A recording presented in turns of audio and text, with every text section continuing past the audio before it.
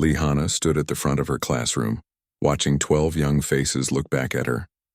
6 of them were human children from Earth. The other 6 were aliens from different planets across the galaxy. This was her life now, teaching in the stars on Galactic Education Station Omega-7. The station floated in space between 3 solar systems. It was built for the Cultural Exchange Program, something the Galactic Council created to help different species understand each other. Hana had volunteered to leave Earth and teach here. She wanted to show that humans could work well with other species. Her human students sat near the front. Park Minho was 8 years old and always asked too many questions. Kim Sora was 9 and loved to draw pictures of the alien ships that docked at the station. Nam Seo-hyun was the youngest at 7, but she was very smart. Kang Ji-ho was 10 and the tallest human child in the class. Oh Yoon-ji was 8 and very shy around the alien students. Lee Dong-hyun was 9 and acted like a big brother to the younger kids. The alien students were different from anything on Earth. There was a small blue creature with 4 arms who came from a water planet. A fuzzy orange being with big eyes represented a species that lived in trees. A tall, thin gray alien had skin that changed colors with its mood. The others looked equally strange but wonderful to Hana. The classroom itself was a mix of human and alien technology. Most of the equipment was advanced, with floating screens and chairs that adjusted to different body types. But Hana had requested some Earth furniture too. She had wooden desks, chairs, and a blackboard. The other teachers thought it was old-fashioned, but Hana believed in using familiar tools. Today we will learn about different ways to solve problems, Hana said in Galactic Standard, the common language everyone used. Each species thinks differently, and that makes us stronger together. She walked to her wooden desk and picked up a simple puzzle made of interlocking pieces. Humans often use their hands to understand things. We touch and move objects to see how they work. Park Minho raised his hand. Teacher Hana, why do we have wooden furniture when everything else here is made of metal and energy? Good question, Minho. Sometimes old ways work better than new ways. Wood is strong and lasts a long time. It reminds us that simple tools can be very useful. The blue alien student made a bubbling sound that meant agreement in its language. The gray alien skin turned a light green, which Hana had learned meant curiosity. As the children worked on different puzzles, Hana noticed movement outside the classroom window. 3 tall figures walked past in the hallway. They were not like any species she had seen before. They moved smoothly like hunters. Their bodies were covered in dark scaled skin, and she could see sharp claws even from a distance. Choi Ji-won, her teaching assistant, entered the classroom quietly. Ji-won was also from Earth and helped Hana with the daily lessons. She looked worried about something. Hana, Ji-won whispered in Korean, have you seen those new creatures on the station? They arrived this morning, but no one will tell me what species they are. Hana glanced toward the window again, but the figures were gone. I saw them too. Maybe they are here for the council meetings. Maybe, Ji-won said, but she did not sound sure. The Galactic Council ran the station from the upper levels. Representatives from 12 different species made decisions about trade, peace, and programs like the one Hana worked in. Humans were the newest members of the galactic community. Many species still did not trust them completely.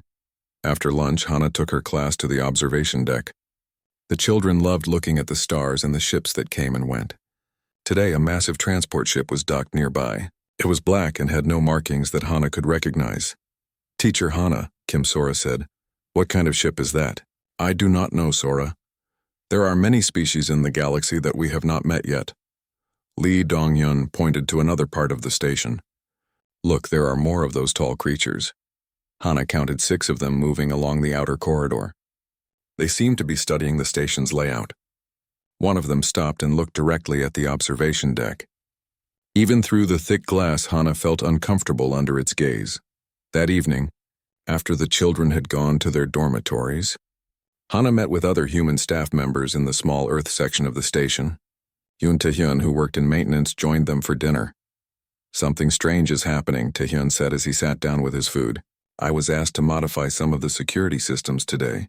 They told me it was for a drill, but the changes do not make sense. What kind of changes? Hana asked. They disabled some of the emergency doors between sections, and they installed new cameras in several classrooms, including yours, Hana. Ji-won looked up from her meal. Why would they put cameras in our classroom? The council already has ways to monitor the lessons. These are different, Taehyun explained. They are hidden and record everything. The person who gave me the orders said it was for a special assessment. Hana felt a cold feeling in her stomach. Assessment of what? They did not say. But Hana, I also overheard 2 council members talking about humans. They were speaking in their own language, but I recognized some words. They mentioned something about testing and threat levels. The 3 humans sat quietly for a moment. They all knew that some species in the galaxy feared human growth and expansion. Earth had gone from discovering space travel to joining the Galactic Council in less than 50 years. Other species had taken hundreds or thousands of years to reach the same level. What should we do? Jiwon asked. Hana thought about her students, both human and alien. They trusted her to keep them safe and help them learn. We continue doing our jobs, but we stay alert. If this is some kind of test, we will show them that humans can handle whatever comes. That night, Hana could not sleep well. She kept thinking about the tall creatures and the strange modifications to the station. She had served in the Earth Defense Corps before becoming a teacher. Her training told her that something was wrong. She got up and walked to her small window. The station was quiet during the night cycle, but she could see lights moving in the sections where the council met. They were having meetings at unusual hours. Hana returned to her bed and thought about her students. Park Minho with his endless questions. Kim Sora with her artistic talents, Nam So-hyun with her quiet intelligence, Kang Ji-ho trying to be brave and strong, Oh Yoon-ji slowly learning to trust the alien children, Lee Dong-hyun taking care of everyone around him. She also thought about her alien students. They were children too, far from their home worlds, learning to live with humans and other species. They deserve protection just as much as the human children. If the Galactic Council was planning some kind of test or assessment, Hana would be ready. She had promised their parents that she would keep all the children safe. That promise meant more to her than any political games the council might be playing. The next morning would bring new lessons, new challenges, and perhaps new dangers. But Hana Lee was a human teacher, and humans did not give up when protecting their young. The galaxy was about to learn what that meant. 3 levels above Hana's classroom, the Galactic Council chamber buzzed with quiet conversation. Representatives from 12 species sat in a circle, but the real power belonged to 3 groups. The Corvan Empire controlled the military. The Ethrix Collective managed technology and science. The Veltar species handled intelligence and security. Council leader Veltar Prime clicked its mandibles together, a sign of deep thought among its insect-like people. The human expansion continues at an alarming rate. They have established colonies in 4 new systems this year alone. Their reproduction rate exceeds all projections, added Corvan General Sath, his reptilian scales shifting to a dark red color that showed concern. More concerning is their adaptability. They thrive in environments that would kill most species. The Ethrix representative, a being made of living crystal, pulsed with blue light. Our analysis indicates that human children develop problem-solving abilities faster than any known species. They also show unusual physical coordination and strength for their size. Veltar Prime turned toward the main viewing screen, which showed footage of Hana's classroom from the previous day. The hidden cameras Taehyun had installed captured everything clearly. Observe how the human teacher interacts with both human and alien children, Veltar Prime said. She shows no preference for her own species. This could indicate either remarkable emotional control or a dangerous ability to manipulate other species. The human students also display concerning behaviors, General Sath added. They cooperate naturally with the alien children, but they also form protective groups around weaker individuals. This suggests advanced social intelligence. What troubles me most, the Ethrix said, is their use of primitive tools alongside advanced technology. Notice how the teacher prefers wooden furniture and simple materials. This could indicate that humans retain combat instincts that more civilized species have lost. The chamber fell silent as the council members considered this information. Humans had been part of the galactic community for only 3 years. In that time, they had proven to be excellent traders, skilled diplomats, and surprisingly effective peacekeepers. But their rapid success made other species nervous. We need to assess their true capabilities, Veltar Prime declared. Specifically, we need to know how they respond to genuine threats. The cultural exchange program provides the perfect opportunity. General Sath leaned forward. What do you propose? The Zephyrian hunters arrived this morning. 3 of them volunteered for our security testing program. Every representative in the chamber knew about Zephyrian hunters. They were apex predators from a world where only the strongest survived. Standing 7 feet tall with metallic claws and enhanced senses, they were considered the most dangerous species in the galaxy. More importantly, no known species had ever defeated them in direct combat. "You want to release hunters on the station?" the Ethrix asked, its crystal body flashing red with alarm. "Not on the station," Veltar Prime corrected. "In a controlled environment. We will stage a security drill in the human teacher's classroom. The humans and their alien students will be sealed inside with 3 hunters. The alien children could be killed," General South pointed out. "That is acceptable. We need to see how humans react under extreme pressure. Do they abandon the alien children to save their own? Do they panic and become helpless? Or do they display the combat abilities our intelligence suggests they possess?" The Ethrix representative pulsed yellow, indicating careful consideration. "What if the humans prove more dangerous than expected? Then we will have learned a valuable lesson about our newest council members," Veltar Prime replied. "The test is scheduled for tomorrow during the afternoon lesson period." Meanwhile, in the maintenance sections of the station, Yoon Tae-hyun was discovering more troubling modifications. The work orders he had received that morning made no sense for a normal security drill. "Jiwon, you need to see this," he said into his communication device. "Can you meet me in section C7? Choi Jiwon arrived 10 minutes later, looking confused. "What is so urgent, Tae-hyun?" He led her to a large mechanical room filled with pipes and control panels. "Look at this modification order. They want me to install emergency seals on Classroom 7. That is Hana's classroom." "What kind of seals?" "The type used for containment during biological hazards. Once activated, nothing can get in or out until the all-clear is given from the council chamber." Jiwon felt her heart beat faster. "Why would they need to contain Hana's classroom?" "It gets worse," Taehyun continued, showing her another order.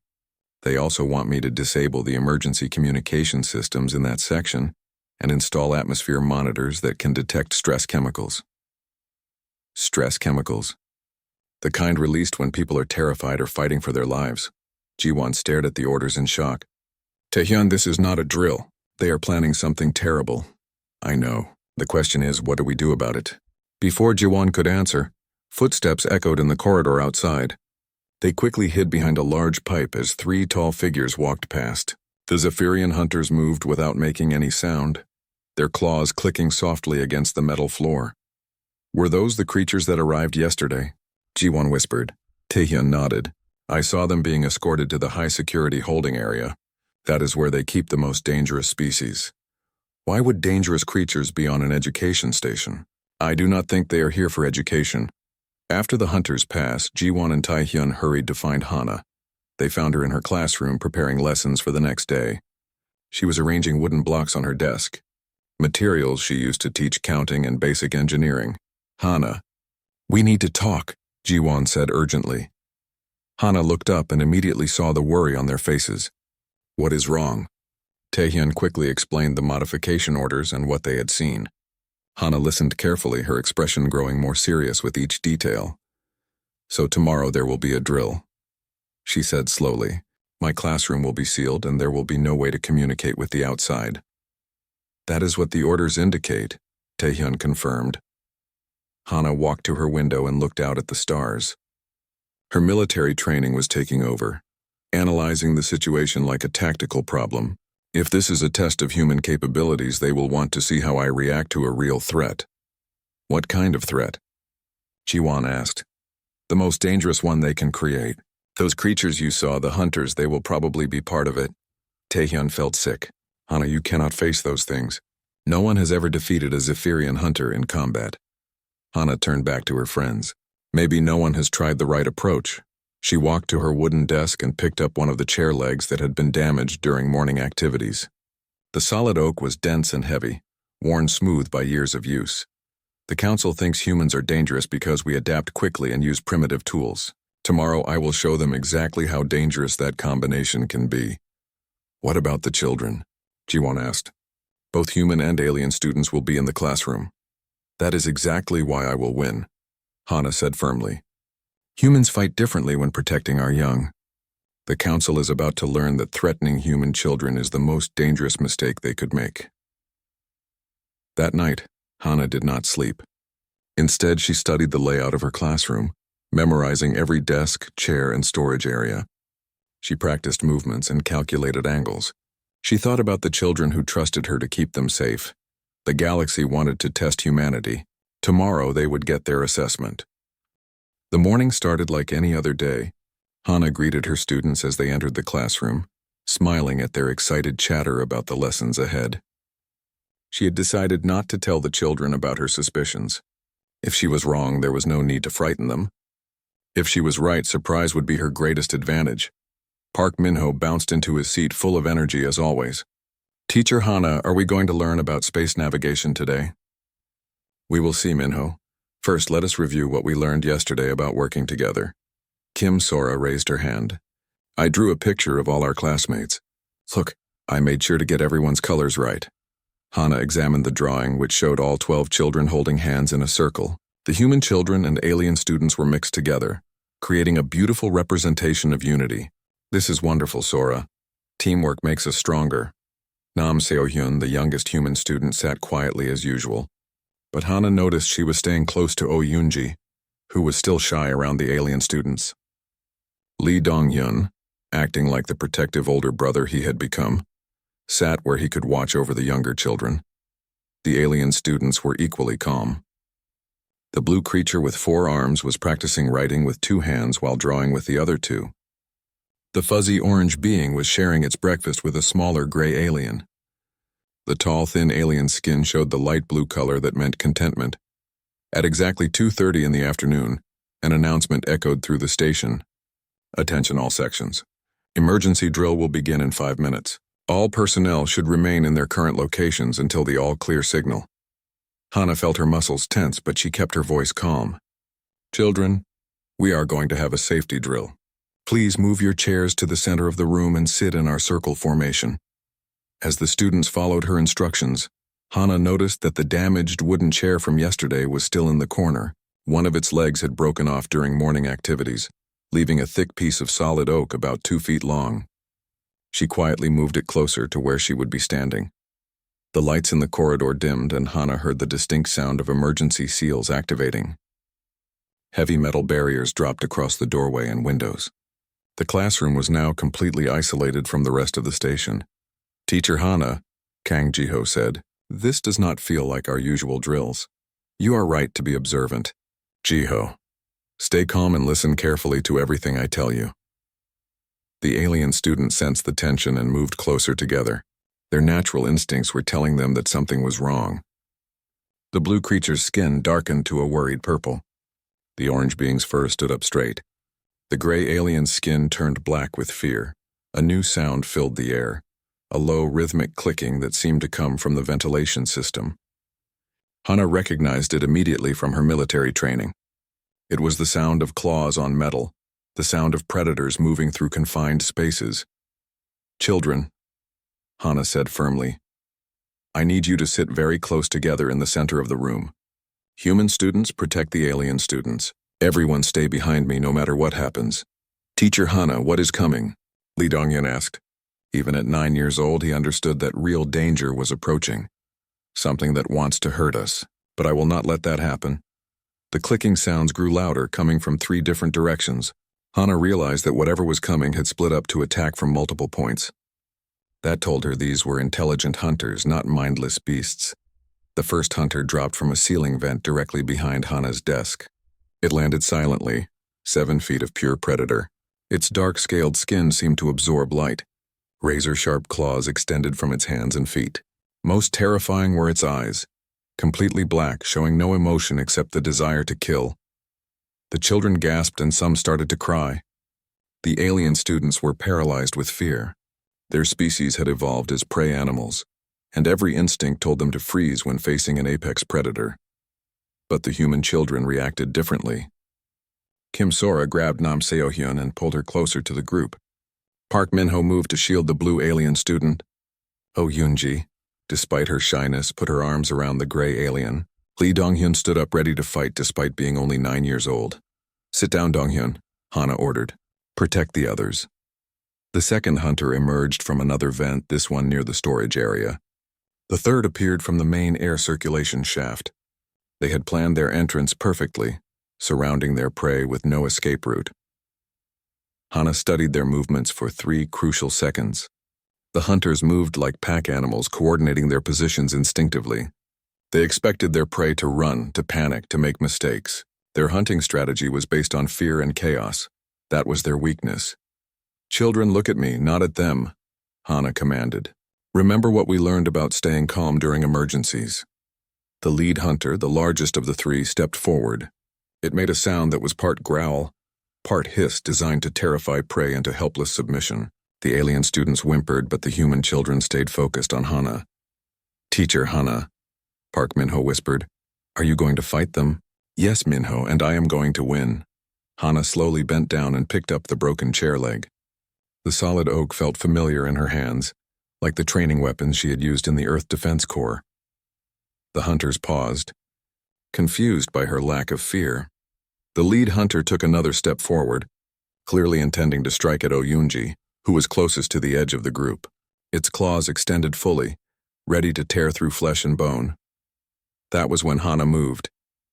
She had spent months studying the station's gravity, which was slightly lower than Earth normal. She had observed how different species moved and fought. Most importantly, she understood that the hunters expected her to use advanced weapons or technology. Instead, she used millions of years of human evolution. Hana spun the chair leg like a staff, using her entire body to generate momentum. She aimed for the hunter's head, specifically the cluster of nerve endings she had observed behind its neck. Her strike was not the wild swing of a frightened victim. It was the precise attack of a trained warrior. The chair leg connected with devastating force. The dense oak, hardened by years of use, crushed through the hunter's natural armor.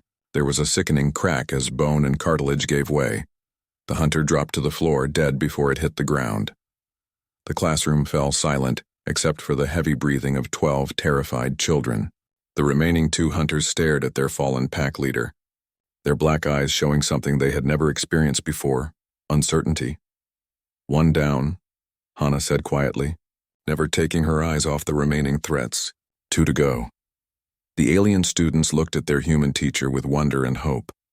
The human students nodded grimly, understanding that their protector had just proven she could keep them safe.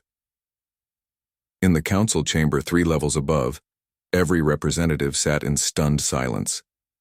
They had expected to watch a human teacher die horribly while her students were torn apart. Instead, they had just witnessed something that changed everything they thought they knew about humanity. The test was far from over. The death of their pack leader changed everything for the remaining hunters. They had never encountered prey that fought back successfully. Their entire hunting strategy was built around fear, flight, and easy kills.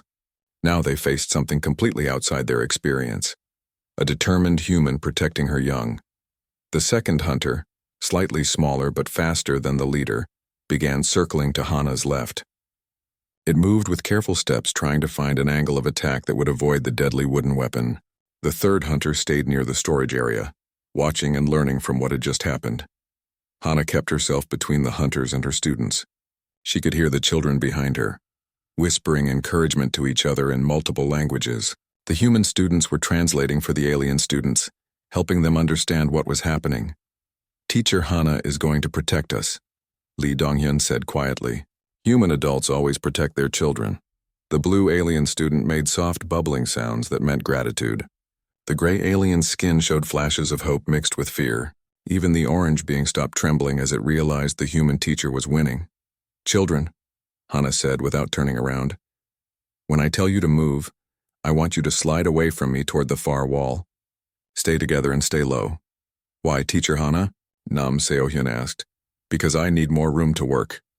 The circling hunter suddenly lunged forward, its claws aimed at Hana's side. But its attack pattern was exactly what she had expected. Hunters relied on speed and surprise, but they also followed predictable behaviors when their initial strategy failed. Hana stepped into the attack instead of away from it. The hunter's claws passed harmlessly behind her as she brought the chair leg up in a brutal uppercut. The weapon caught the creature under its jaw, snapping its head back and sending it stumbling backward. Before it could recover, Hana followed up with a horizontal strike to its ribs. She heard bones crack under the impact. The hunter made a sound of pain and confusion, probably the first time it had ever been hurt in a fight. "Move now," Hana shouted to her students. The children slid across the floor toward the far wall, staying in their protective group. The human students helped the alien students move, making sure everyone stayed together. With more space to maneuver, Hana could use the classroom environment to her advantage. She grabbed one of the wooden desks and shoved it toward the injured hunter. The creature tried to jump over it, but its damaged ribs threw off its balance. It landed awkwardly, giving Hana another opening. She swung the chair leg like a baseball bat, catching the hunter in the side of its head. This blow was not instantly fatal, but it sent the creature crashing into the wall. Dazed and bleeding, it struggled to get back up.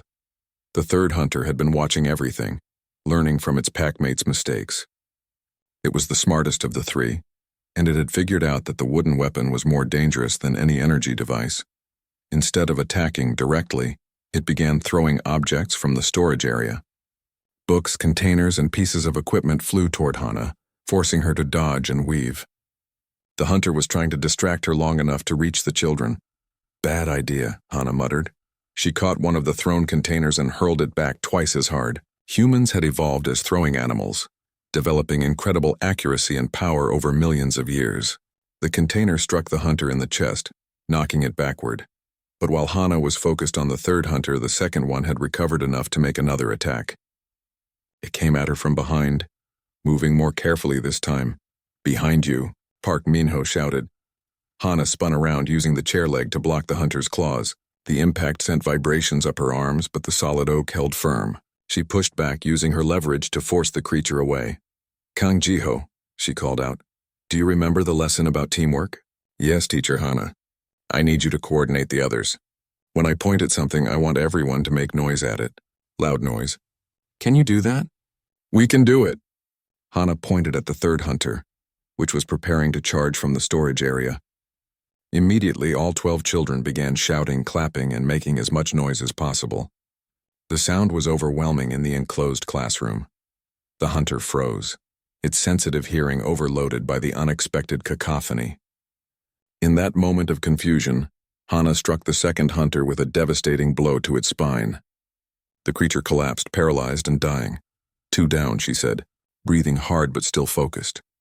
The final hunter was now alone and facing something it had never encountered, a prey species that worked together effectively.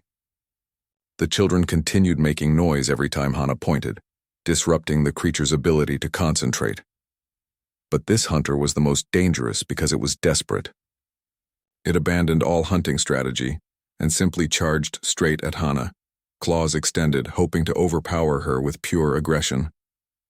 Hana had been waiting for this moment. She planted her feet firmly and held the chair leg like a spear, pointing it directly at the oncoming hunter. The creature was moving too fast to change direction. Physics did the rest. The hunter's own momentum drove the wooden weapon deep into its chest. The chair leg, hardened by years of use and strengthened by human determination, punched through the creature's natural armor and pierced its heart. The final hunter took 2 more steps before collapsing at Hana's feet. Dead. The classroom fell completely silent. 12 children stared at their teacher, who stood among 3 dead apex predators with nothing but a piece of broken furniture. The alien students had never seen anything like it. Even the human students were amazed by what they had witnessed. "Is it over?" "Oh," Yunji asked in a tiny voice. "It is over," Hana confirmed. She dropped the blood-stained chair leg and walked over to her students. "Is everyone hurt?" They all shook their heads, too stunned to speak properly. Hana knelt down and gathered them into a group hug, both human and alien children together. "You were all very brave," she told them. "You worked together perfectly." "Teacher Hana," the blue alien student said in its bubbling voice, "are all humans like you?" Hana smiled tiredly. "All humans protect their children. We protect all children, not just human ones." Kim Sora looked at the 3 dead hunters. "Were they here to kill us?" "They were here to test us," Hana explained. The grown-ups wanted to see what humans would do when faced with something dangerous. "What did they learn?" Lee Donghyun asked. Hana stood up and looked at the hidden cameras she knew were recording everything. They learned that threatening human children is the most dangerous mistake anyone can make. In the council chamber, every representative sat in absolute silence. They had intended to assess human capabilities under stress. Instead, they had discovered that humans were potentially the most dangerous species in the galaxy. A single human teacher had killed 3 Zephyrian hunters with a piece of wooden furniture. She had protected not just human children, but alien children as well. She had shown tactical thinking, physical prowess, and protective instincts that exceeded anything in their databases. The test was over, but the real assessment was just beginning. The emergency seals on Hana's classroom opened exactly 30 minutes after they had closed. A full medical team rushed in, expecting to find carnage and death. Instead, they found 12 children sitting calmly in a circle while their human teacher cleaned blood off a piece of wood. The medics stopped in the doorway, staring at 3 dead Zephyrian hunters scattered around the room. The lead medic, a tall insectoid being, clicked its mandibles in disbelief. "Impossible," it whispered. "No species has ever killed a Zephyrian hunter in hand-to-hand combat." "Well, now you know one that can," Hana replied without looking up from her cleaning. The alien students were still shaken, but they stayed close to Hana and the human children. The experience had changed how they viewed their human classmates forever. They had seen what humans did when protecting others. "Teacher Hana," the gray alien said, its skin showing colors of gratitude and amazement. "Will you still teach us tomorrow?" "Of course. We have lessons to finish." Park Minho raised his hand like he was in a normal class. "What happened to the people who put those things in our classroom?" "They are about to have a very interesting conversation with my government," Hana answered. Within hours, news of what had happened spread throughout the galaxy. The story of a human teacher killing 3 apex predators with a chair leg became the most transmitted data packet in galactic history. Every species wanted to understand how it was possible. On Earth, Admiral Kim Hyojin received an emergency communication while reviewing fleet positions. The message was marked with the highest priority codes, indicating a threat to human citizens. "Admiral," her aide said, "you need to see this footage from the education station." The recording showed everything: the council's plan, the sealed classroom, the hunter's attack, and Hana's incredible defense of the children. Admiral Kim watched in silence, her expression growing colder with each passing minute. "How many humans are on that station?" she asked. 47, including students and staff. "Deploy the 3rd Fleet to that sector immediately. Full combat readiness." "Admiral, that might be seen as an act of aggression." "No," Admiral Kim said firmly. "Sending killers after human children is an act of aggression. We are responding appropriately." Meanwhile, in the council chamber, panic was setting in. What had started as a secret assessment had become a galactic incident. Representatives shouted at each other in a dozen different languages. "The human fleet is moving toward our position," General Sath reported, his scales turning the darkest red possible. 72 ships, including battlecruisers. "How long until they arrive?" Feltar Prime asked. 6 hours. The Etherix representative pulsed with rapid yellow light indicating extreme agitation. "We must contact Earth immediately." "This was a misunderstanding, was it?" asked a new voice from the chamber entrance. Everyone turned to see Park Junho, Earth's senior diplomat, walking into the room. He had arrived on the station just hours earlier, but news traveled fast in space. "Ambassador Park," Veltar Prime said nervously, "we can explain everything." "Can you?" "Because what I see is a recorded confession of attempted murder of human children."